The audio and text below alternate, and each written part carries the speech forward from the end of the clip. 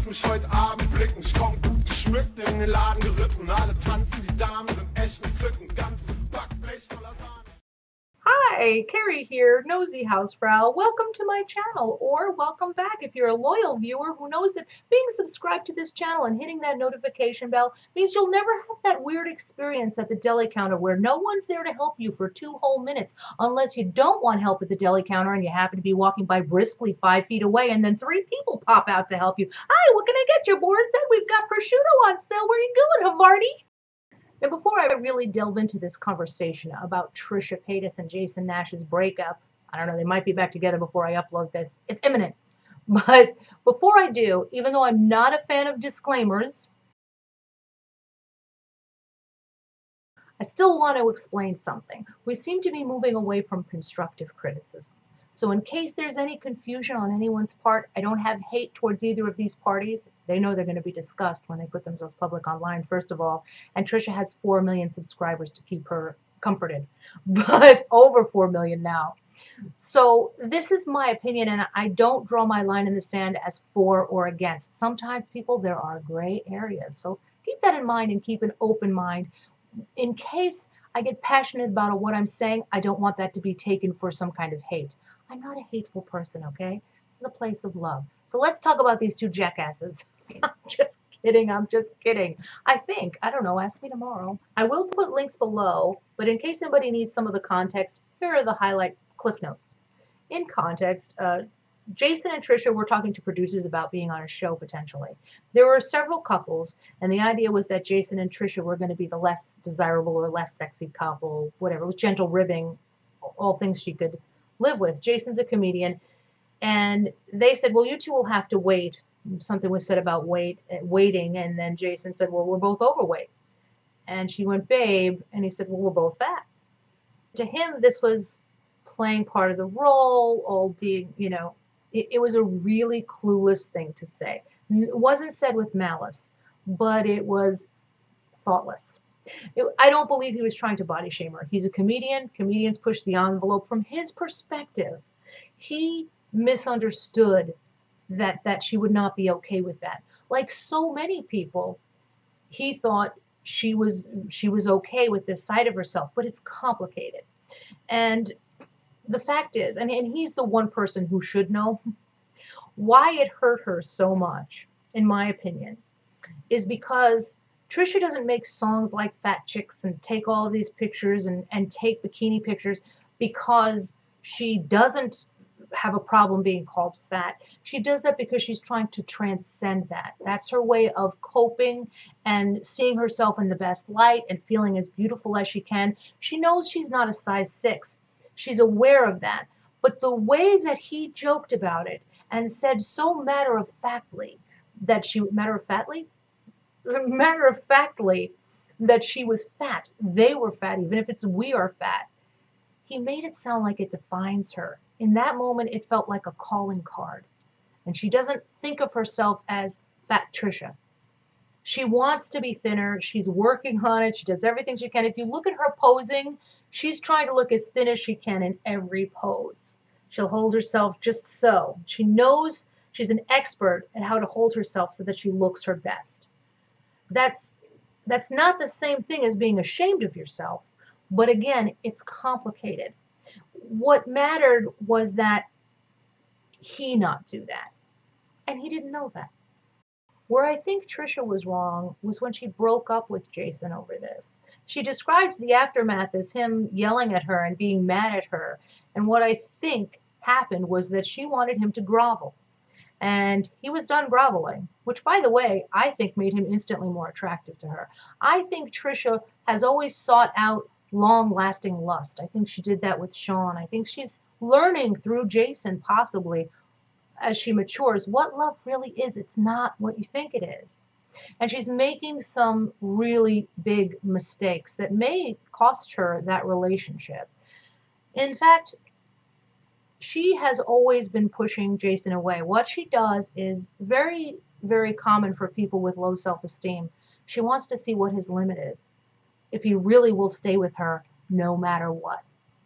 And unfortunately, if you're going to constantly test someone to seek their limit, you're going to find they do have one. Allow me to get a little sappy here. And I admit the reason I know a lot of this stuff is because I was young and I made these mistakes. I did what everybody did when seeking love. I wanted long-lasting lust. I wasn't really sure of the difference. But my thought was the same as everyone else. This person is going to make me happy. That's not really love, is it? That's about what you can get. When I married my husband, you don't just bring baggage into a marriage. You bring them into all of your relationships. But when you get married, the difference is you have to go through that baggage. And that's why the first year of marriage, they say, is the toughest. And we didn't have smooth sailing, but we really worked it out because we made sure beforehand that we had the tools to do that, that we would keep the communication open. And certainly intentions matter. And if somebody makes a mistake, really consider whether or not that's unforgivable. Because needing somebody to never, ever, ever hurt you is not realistic. That's not love. But love isn't, especially for men, it isn't always what they say. We aren't what we say, we're what we do. And yes, I know it's not very romantic that he thinks putting out the garbage is love, although he does. That's not very romantic. But there is romance there. You have to nurture it too, because relationships aren't about that person making you happy, making up for your childhood. You don't meet the right person. You become the right person. And let me get a little cheesier when I say, while I was married, I realized what love was a couple of years into my marriage, because that's when I realized that I'm not getting this flowery conversation. There isn't this dialogue that I want.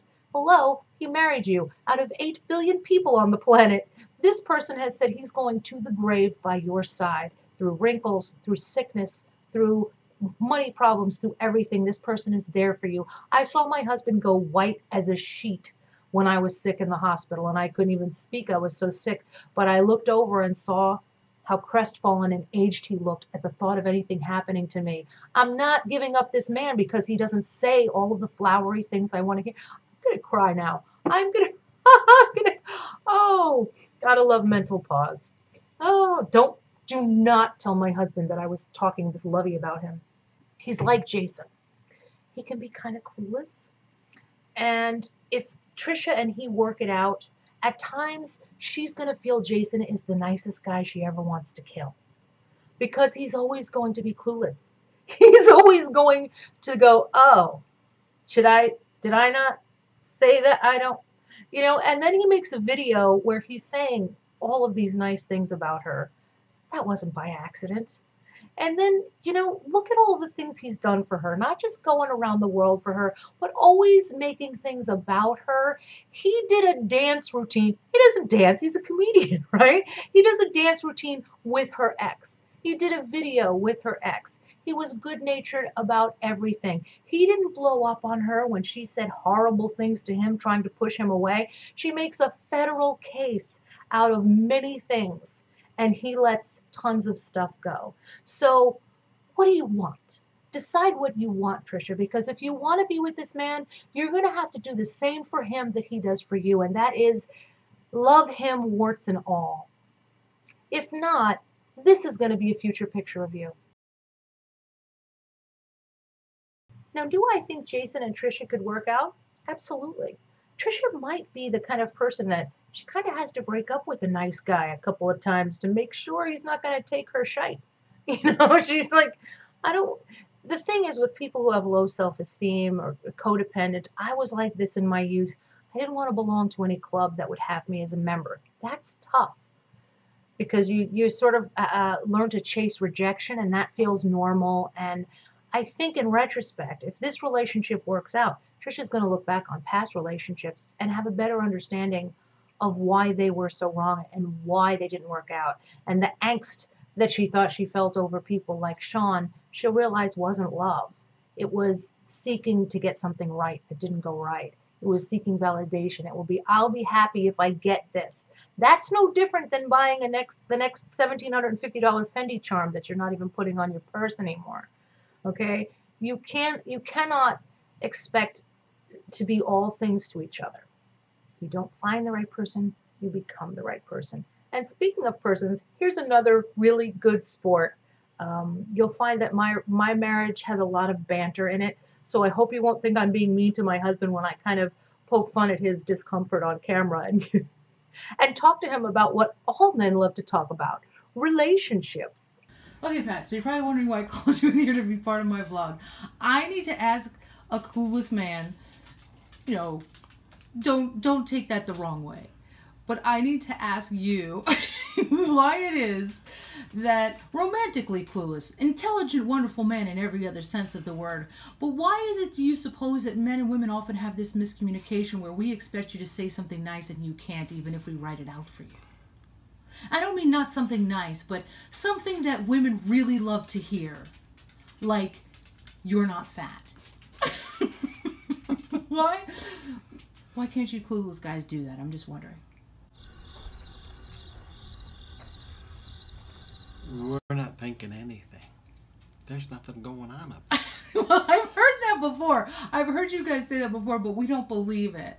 Because I saw this movie once where this guy says all these nice things to this woman that she really, really wants to hear, Like, I remember when you proposed, but, like, I didn't remember hearing... I came here tonight because when you realize you want to spend the rest of your life with somebody, you want the rest of your life to start as soon as possible. Why didn't we have that moment? Maybe it's because you guys watch too many romantic comedies. Okay. And you expect us to say the words that writers write. Fair enough. And now we're not all writers. All right, fair enough. But hear me out. How is it that you can say you're in love but never feel like saying lovey things? Because just lovey things doesn't come to mind, I guess.